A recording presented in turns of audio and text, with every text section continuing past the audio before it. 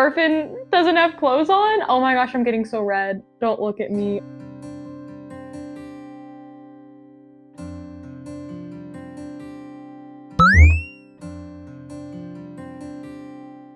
Hello there, my fandom friends. Today, we're going to be discussing Manga 12 of Vinland Saga by Makoto Yukimura. Now, this is a series that I have been doing on my channel for the past couple months now, where I have been reading the series that has not been animated yet, basically breaking down each manga as I read them and expressing all of those thoughts and feelings and kind of a brief summary in a video format for those who are interested. If you don't know, Vinland Saga is a manga. The last chapter comes out very soon, and this is a series that has been going on for around 20 years. The anime has been out for a couple years now. They have gotten through seasons 1 and 2. This book is covering what will probably shown in season 3, so if you've only seen seasons 1 and 2, I'm just gonna stop you now and let you know that there will be spoilers ahead for this content. So yeah, this is book 12, and let's get started by talking about this amazing book. As a brief reminder, the last book where we left off was, of course, Gudri admitting her feelings to Thorfinn and how she truly feels about him. So at the start of this book, we actually go kind of back in time a little bit to Siggy talking to his father again, saying that he won't come back to the island until he gets Gudri back. And so, of course, Gudri is not very excited by that because she wants to be with Thorfinn, her true love. We get a scene of Siggy and Gudri having a conversation about what happened between her and Thorfinn. Siggy is basically just mocking her, making fun of her that Thorfinn didn't really say anything in response to Gudri's admitting that she has feelings for him, which I just feel so bad for her in this moment because she's walking the road of unknown. She truly doesn't know how Thorfinn feels, and that's a really terrible way to feel. Siggy basically wants her to go back to Thorfinn and get properly dumped, as he puts it, which is literally just terrible. Like, leave her alone. I literally just can't stand him right now. So she goes back to Thorfinn and kind of just asks him like, hey, like, can we talk? And Thorfinn doesn't really have, again, another concrete answer besides the fact that he just tells her that he's a bad person and that he's a murderer. Basically, he's confused why anyone would want him. Overall, it's just really sad and awkward because in that moment, we don't really get an answer from Thorfinn, and Gudri's just left being really depressed. And it's really sad because I love her so much and I love Thorfinn too. And I think in that moment, he's just not thinking about love. He's thinking about trying to get to Vinland and supporting as many people as he can for the betterment of the future. Now, Siggy actually makes maybe one of his first good decisions that we've had at all, or at least in a while, but he actually lets Gudri stay with Thorfinn, and he's sailing back to his father. Don't really know exactly what his plan is. He's also injured and surrounded by his friends who he just seems to hate. There's a lot of Siggy in this book, especially in the beginning. Of course, he's on the cover. We see his dad here, which is what this next scene is about. So of course, Siggy returns home and his dad is not very happy that he completely just went against his wishes. He returned without Gudri and he's no longer able to basically continue this family line of the Halfdanes, which is very angering and upsetting to him.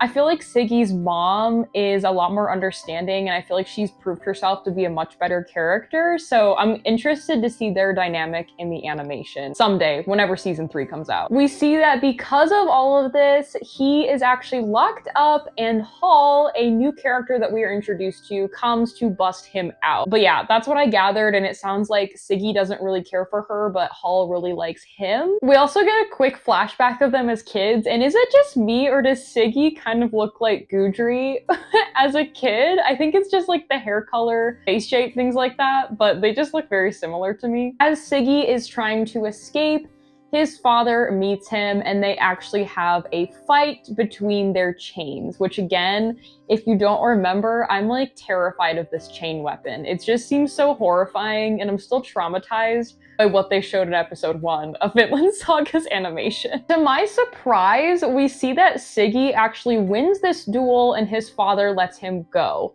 His mom, of course, signifying that he is grown, he is much stronger now, and his dad finally admits that yes, he is, but that's just because he's my son. This guy's a little whack. I'm not all for him. Hall brings up a really interesting point from their childhood where she basically explains like, hey, do you remember how you were so bad at sword fighting when we were kids? If you remember, it's because you were too kind and you wouldn't be able to hit your friends with the wooden sword. I think that scared me so much. It's just a kid on a scooter that went by and it scared me. I just thought that was a really cute moment, and we get a little bit more insight on Siggy and maybe some of his insecurities this whole time, and kind of just more insight on maybe he isn't as bad as we all think. We then have a time skip of 2 years, which I think is pretty significant because, again, we still don't at this moment know what's happening between Thorfinn and Gudri. We see that we are back in Iceland at Thorfinn's home. Jelva is suited up for battle because she still is delusional that Halfdane has come for war. She's all suited up because boats, ships are coming to the shore, and it ends up just being Thorfinn and crew. We get this really cool illustration of Thorfinn when he's yelling out to her and all of the island people, and I just love it so much. Also, this illustration of all of them together, I was like, oh my gosh, they're so cute. We of course have our whole crew here. We have Einar, Leif, Bug-Eye, and Hild, and we're greeted with yet another scene like the end of season 2 when Thorfinn returns home and Jelva is just beating the heck out of him because she's so much bigger than him. She calls him a slug. She's still not my favorite, but she is funny to me. And then we get the scene that confirms it all. Jelva sees the child that is traveling with Thorfinn and Gudri, and she's like, oh, like, where did you come from? Where's your mom? Where's your dad? And Thorfinn and Gudri are like, oh, that's us. And Jelva's like, what? And it's such a cute scene because Thorfinn is just like, yeah, we're together, we're family, and we're doing our best. And they're just so precious. I love them so much. We see that Thorfinn and crew hold a meeting with everybody, and everyone comes to the consensus that Gudri really needs to speak to Halfdane, Thorfinn as well for other reasons, and so they head over there, which was really terrifying because when I read this, I was like, how is Halfdane gonna respond to that? Seeing Gudri after everything she did to his son was terrifying. To my surprise, he actually wasn't as harsh and he offers to host a wedding feast for them. So we get a really special moment of Thorfinn and Gudri. They're all dressed up. At least Gudri's dressed up more nice. Harley's on Thorfinn's shoulders, which reminds me of Thorfinn being on Thor's shoulders, so that was a really cute parallel. They're having their wedding experience for, I guess, what it was back then, and it's just so special, and I definitely cried. We then cut to another scene that I feel like we haven't seen in a while. All of Thorfinn's demons dragging him down yet again. I really like the callback to this because we saw the majority of it in season 2 when, of course, he was struggling with that the most, but I still think it's important to bring that up again and again, and that he struggles to sleep and he's constantly woken up by his own screams and his own demons, because things like being a murderer aren't just gonna go away overnight. Those are things that are going to keep haunting him for probably the remainder of his life, as sad as that is. And yes, they're getting, smaller and smaller and less frequent, which is good, but they're always gonna be there. So I'm glad that that is depicted in the story as well. And now he doesn't just have Einar to be there for him, he also has Gudri, which she's the one that wakes up and she's next to him, and Carly's there, and Carly's mama, and I'm just like losing my mind because this scene was so sweet. And Gudri just snuggles up right next to him and she's like, don't worry, I'm gonna go there with you and we can face these dead people together. Thorfinn doesn't seem too convinced, but it's just such a sweet moment, and she talks about how his scent makes her sleep better and how he's not of any disturbance to her. She just loves him so much, and it's so wholesome. And yeah, again, I was crying.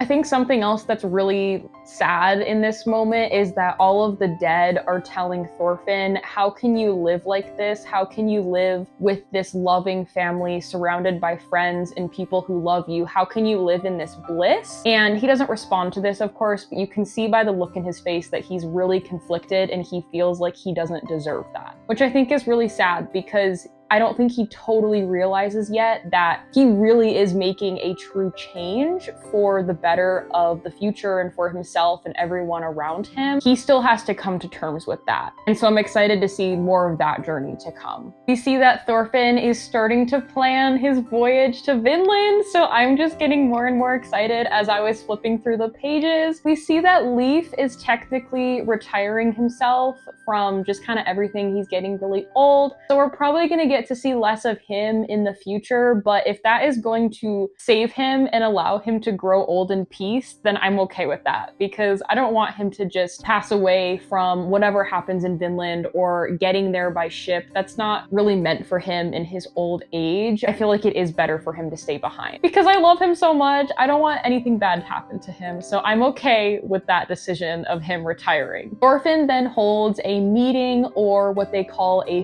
thing, where he basically explains to people, hey, if you want to join me, this is all the information that I have about going to Vinland. Please come talk to me if you want to join my crew, my voyage, everything, all of the above. And at the end, he's like, oh yeah, one more thing, there are no weapons allowed, no swords or anything of the sort. All right, bye. We of course have some characters that are not comfortable with not bringing swords and weapons to a new place that they don't know, which is not surprising because I feel like the majority of people would want to bring weapons. That's just how it is, unfortunately. And I feel like that is going to stir up things in the future for bad. The next scene, when Thorfinn's mom went to the door to see who was there because she heard a sound, I lost my mind for a second because I thought something bad was gonna happen and she was about to be ended. I got so scared, but I was so thankful that it was just the introduction to a new character that seems very, very interesting and a kind of character that I was not expecting, but I'm so here for. We are introduced to Halvor and he seems very familiar. Everybody is having dinner together and I think it's really sweet that Hjalva and Gudri both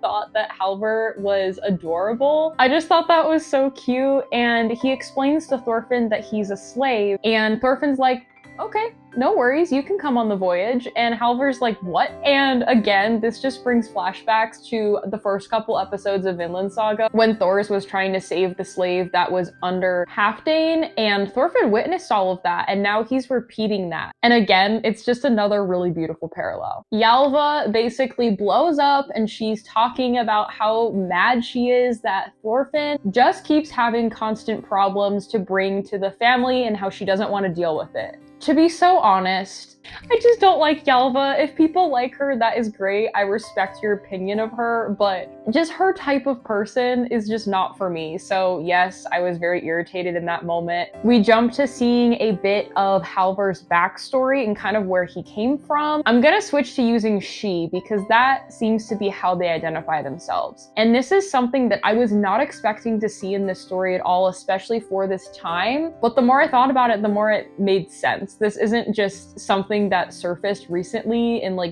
current times. This is something that's probably been going on for a really long time, is this gender identity that people have. And if Halvor wants to be identified as a female, if that is how they've been identifying all their life because of their mother, then that's what you do. The whole backstory there was just really sweet and really sad because the father was not revealed or introduced, but it has to be Thorkill. They look so similar, and Thorkill's presence that they were kind of showing in the backstory of Halvor just seems so much like Thorkill. But of course, the moment has to be ruined because Halvor comes in and he sees Thorfinn and evaluates the situation and sees Thors in Thorfinn. We get another amazing parallel scene of both of them side by side. It's this all over again, but with Thorfinn. And again, I love it so much. Thorfinn has grown so much. He's so cute.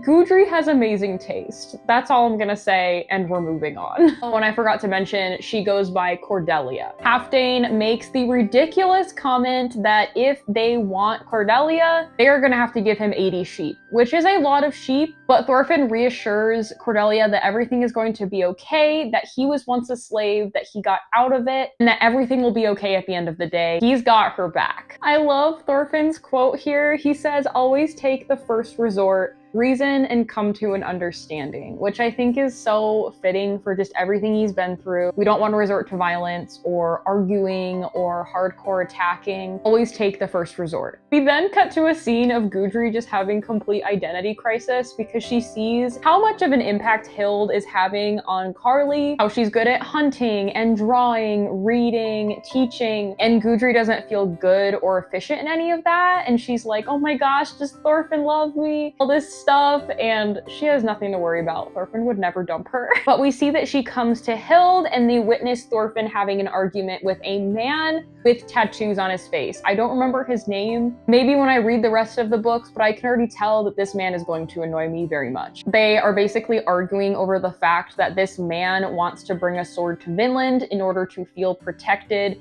and prepare for any kind of battle that may occur. And Thorfinn, not so well, is trying to explain just, no, that's not happening.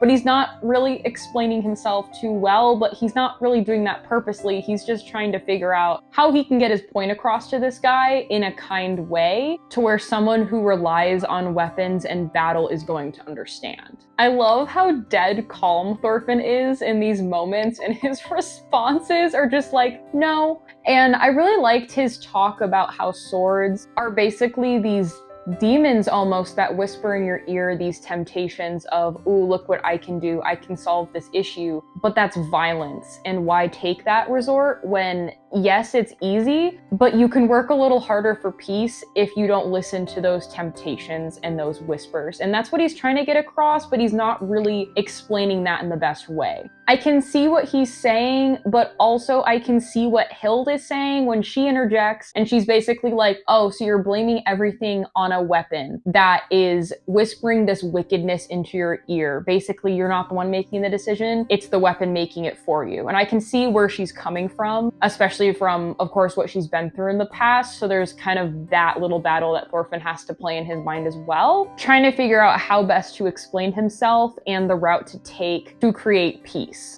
We get another really sweet scene of Gudry just jumping in and basically shielding Thorfinn against Hild. She's like, no, you're not gonna die from Hild. We're gonna get through this together. I am your wife. We need each other. And it's just really sweet. We also get this really cool picture of Thorfinn riding the horse. I would love to get that picture in cosplay once I cosplay this version of Thorfinn. He also looks just so happy on that horse, and I love it so much. Thorfinn then has a really interesting conversation with Halfdane. They have their little exchange, and Halfdane is basically just threatening Thorfinn, telling him how much he hates him. And Thorfinn's like, nah, you're not gonna cut me down. Like, I'm not gonna let that happen. And he realizes that they are dependent on each other. He goes into this whole out blown conversation, kind of talking to himself in a way, but out loud. And Halfdane is just kind of reassured that he thinks Thorfinn is just insane. Thorfinn is literally so sweet, so cute, and he's yelling Eureka because he feels like he's figured it all out. Halfdane is just like, what the heck is going on? What is going through your mind? I have no idea. You're just a wild child.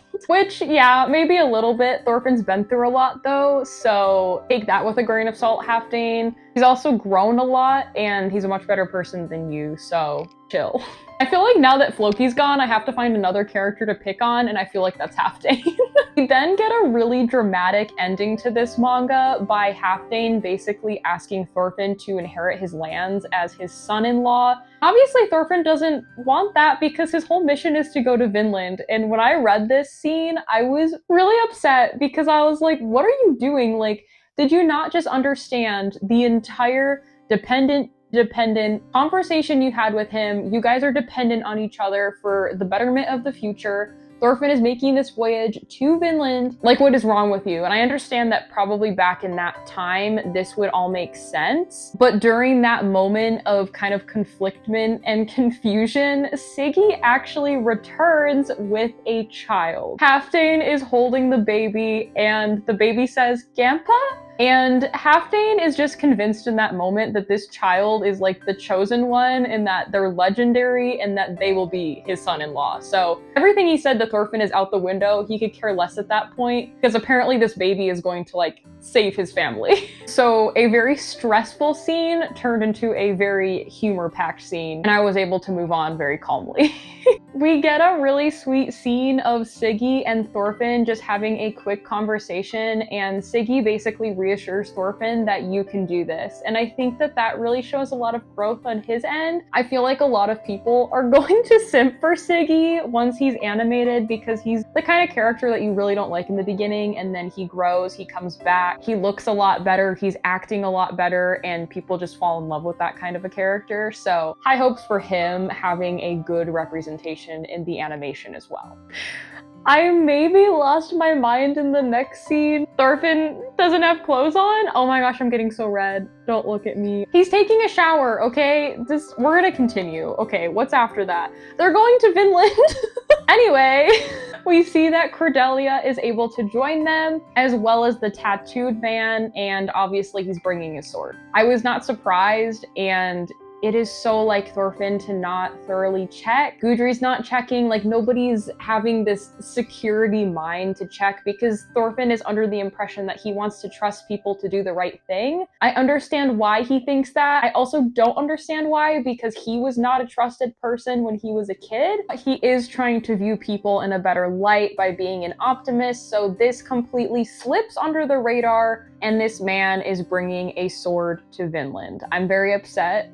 This is going to cause major problems, and if this causes a good character to die, that is not going to sit well with me. We'll get there when we get there, but I'm going to be very upset. And then we get our last slide of Thorfinn. He is looking so determined. And of course, we have our map of Iceland, Greenland, all the good stuff here to show that they are ready for their journey. So that is the end of this manga. That is going to wrap up this breakdown summary of the story, as well as my thoughts and feelings about this manga. There were definitely some juicy scenes in this book, and I'm so excited to start a new arc. I feel as though this is where season 3 is going to end. It just has to end with Thorfinn and crew making their way to Vinland. And I assume the last couple of books will be season 4. And I'm just so excited to get to Vinland. Like, this is the moment that we have been waiting for. So I'm just so excited to continue. I'm also nervous because I know that there are going to be more conflicts in Thorfinn's path to come. I was going to wrap this up. If you have any special thoughts about this manga, please let me know in the comments. I would love to hear from you. That is going to be all for today, so I will see you next time for some more fandom fun to come. Bye!